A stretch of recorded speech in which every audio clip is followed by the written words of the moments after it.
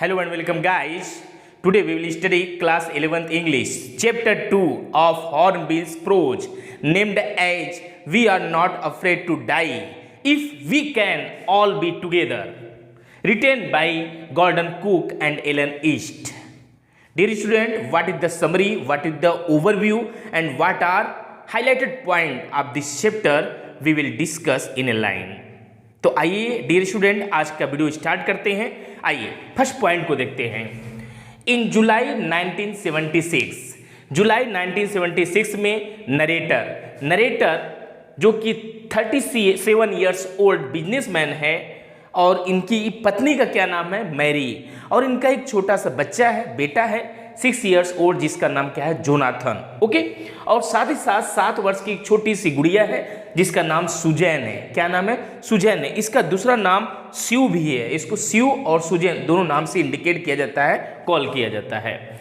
Started their sea voyage from Plymouth England. इन्होंने अपना समुद्री जो यात्रा था प्लेमाउथ इंग्लैंड से स्टार्ट किया। मतलब सपरिवार इन्होंने सी वॉयेज करने का डिसीजन कर रखा था कि मैं पूरी दुनिया का भ्रमण जो है समुद्री रास्ते से करूंगा।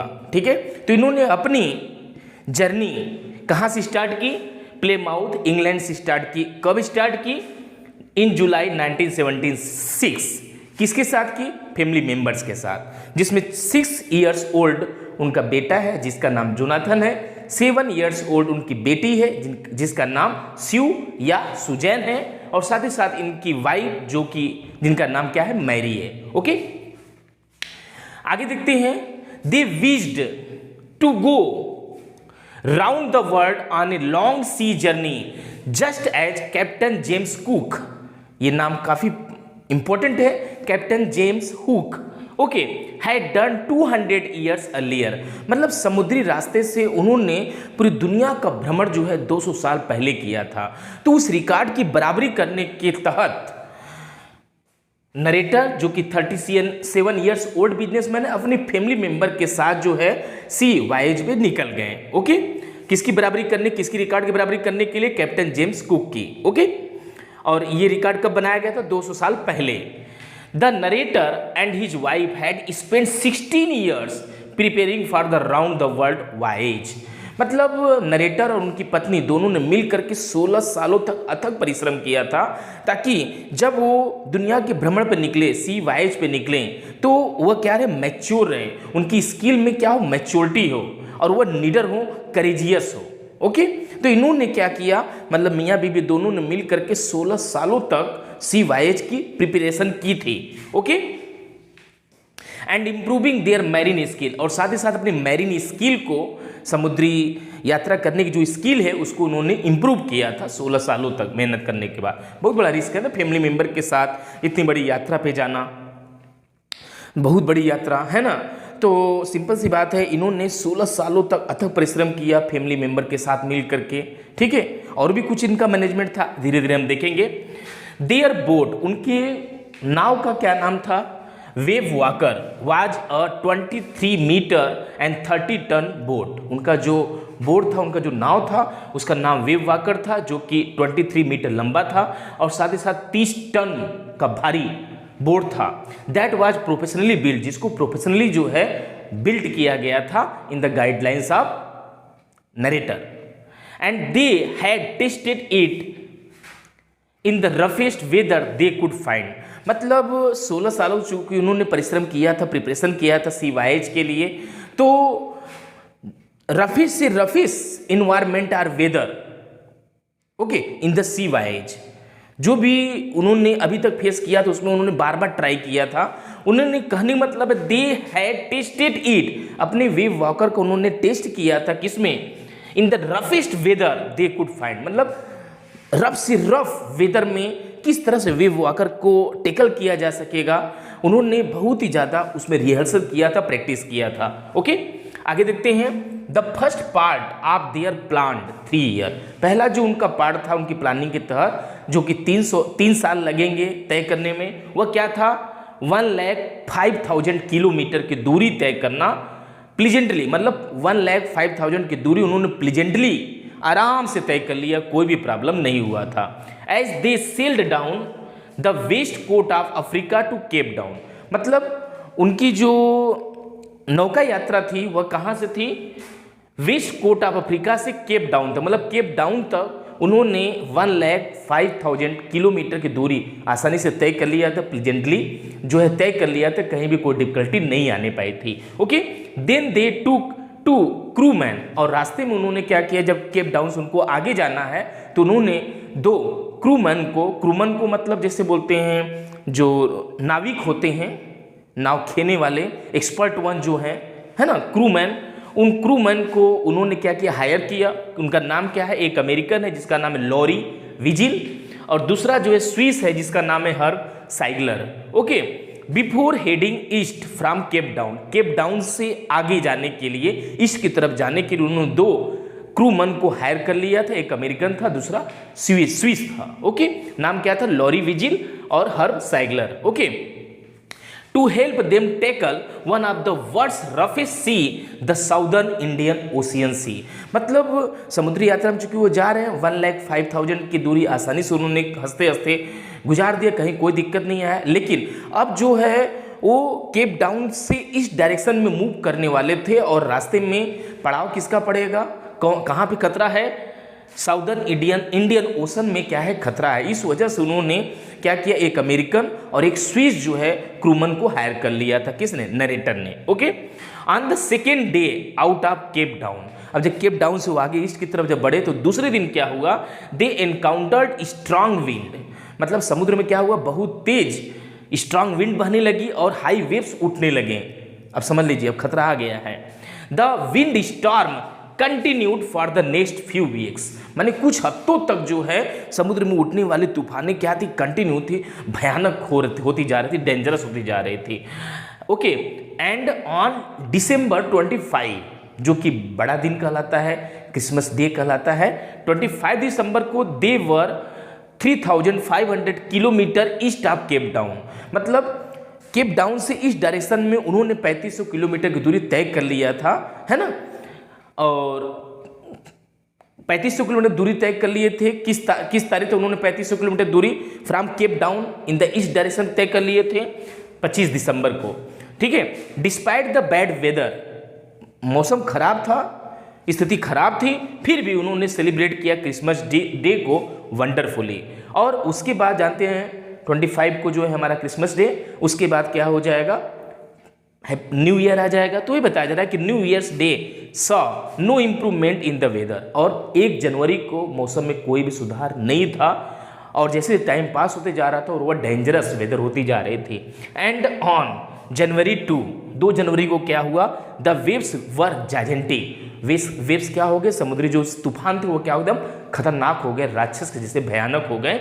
The crew members try to slow down the boat, और क्रू मेंबर जो थे उन्होंने क्या किया, अब समझ गए कि ये मौसम खराब हो रहा है, स्टॉर्म जो है और भी जायंटिक होते जा रहा है, तो उन्होंने क्या किया, बोट को स्लो डाउन कर दिया and prepared for an impending disaster, जो मतलब आगे बहुत ही खतरनाक जो है डिसास्टर आने वाला है, उससे पहले वो अपनी तैयारी में लग गए। बोट को उन्होंने स्लो कर दिया, अब आगे बहुत ही ज़्यादा खतरा है, इसकी तैयारी में वो लग गए कि खतरे से बचा जाए। ओके, अब देखते हैं the first indication of impending disaster, मतलब इम्पेंडिंग मतलब जो आने वाला जो खतरा है, डिसास्टर है, उसकी जो फर्स्ट इंडिकेशन थी केम एट अबाउट 6 PM को जो है एहसास हो गया 2 दिसंबर के 6 PM को विथ एन एनिमस साइलेंस, और वो जो खतरा था, डिसास्टर था, आपदा जो थी, वो क्या हुई, अमीनस साइलेंस के साथ आई।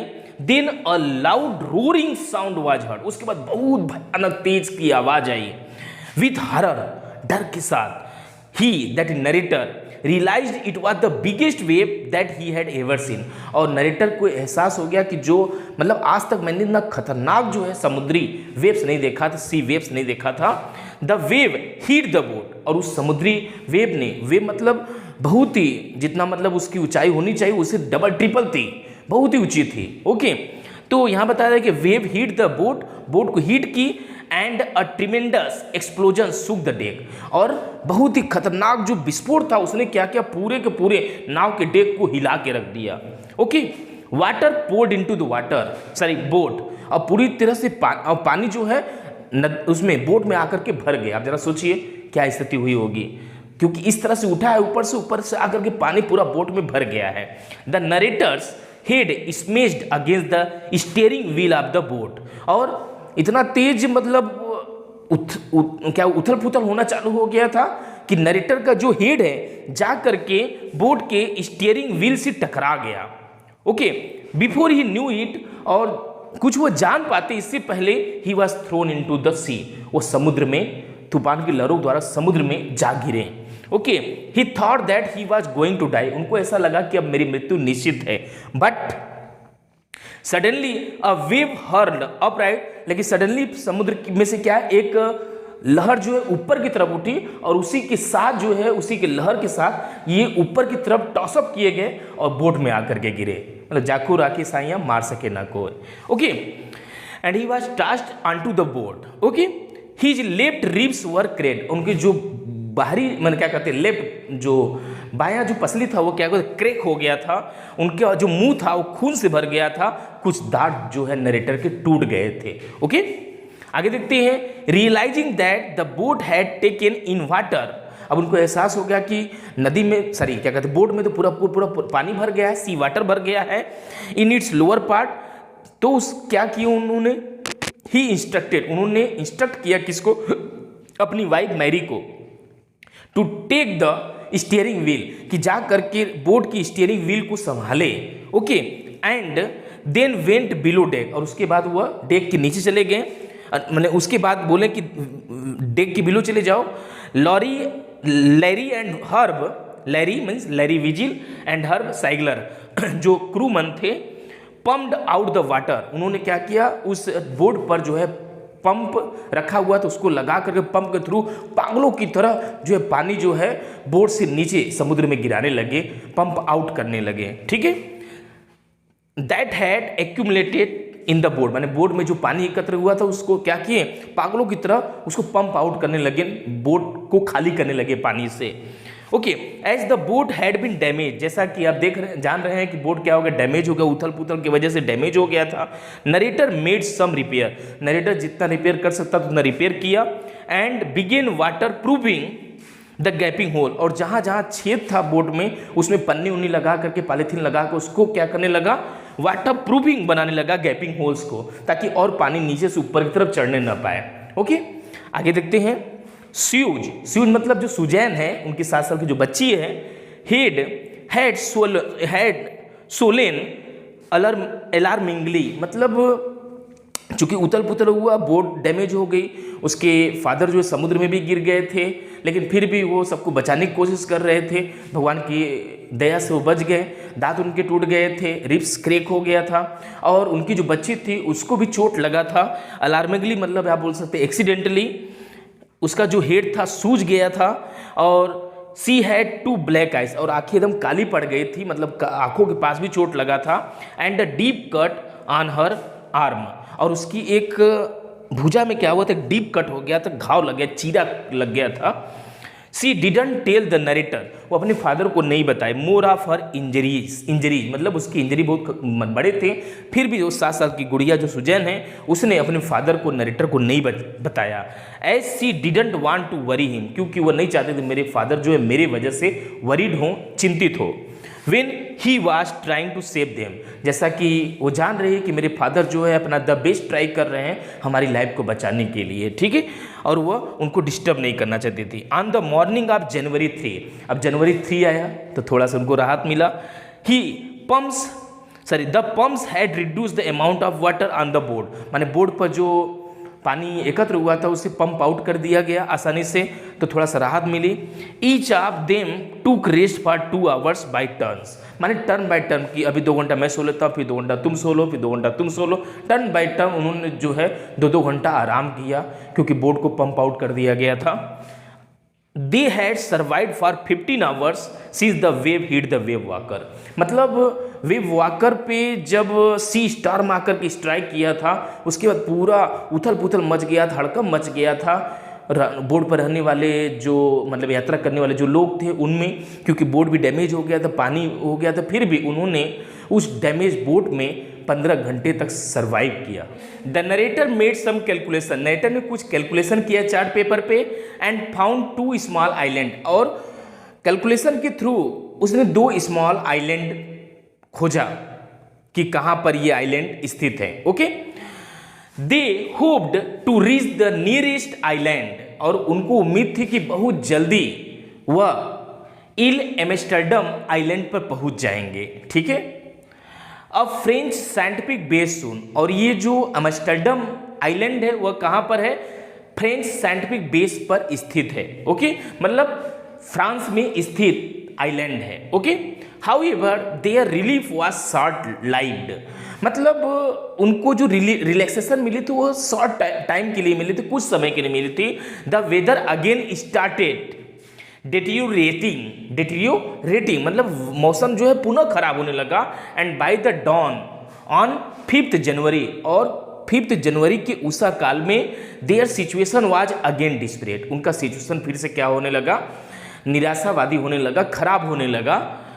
The narrator went to comfort the children, तो नरेटर जो है बच्चों के पास, क्योंकि उसके 2 बच्चे उसमें थे, 6 साल और 7 साल के, एक बाबू एक गुड़िया। ओके, जॉन और सू, दोनों को वह कंफर्ट करने गए, सांत्वना देने के लिए गए। He try to assure them, और उनको अश्योर करना चाहते थे क्या, they were going to make it, कि वो बहुत ही जल्दी इस दुविधा से बाहर निकल जाएंगे और आइलैंड पर पहुंच जाएंगे। तो जो जॉन था, that is Jonathan, said that they were not afraid to die if they can all be together, if they can all be together, तो वो मरने से भी नहीं डरते हैं। तो जॉन की ये जो स्टेटमेंट है, give the narrator hope and reason to fight the sea, समुद्र से लड़ने का एक रीजन दिया। Okay, and on 6 January weather improved, mean सब कुछ अच्छा हो गया। Fortunately they manage to find in Amsterdam that evening at 6 PM, that evening 6 PM पर वो आसानी से इल एम्स्टर्डम जो है आइलैंड पर पहुंच गए। It felt like the most beautiful island, और ये लगा कि ये बहुत ही सुंदर आइलैंड है, that they had ever scene, मतलब इससे पहले इतना खूबसूरत आइलैंड उन्होंने कभी देखा ही नहीं था। Just then John and Sue came to the narrator, John और सू अपने फादर के पास जाते हैं, एंड गेव हिम हग, और उसको उसके नरेटर के गले लग जाते हैं दोनों बच्चे, because he was the best daddy in the world, क्योंकि वो इस दुनिया के सबसे अच्छे डैडी हैं। Okay, then dear student, I think आज का वीडियो आपको अच्छा लगा होगा, इसको ज़्यादा लाइक करिए, शेयर करिए, सब्सक्राइब करिए। Okay, bye, thanks for watching.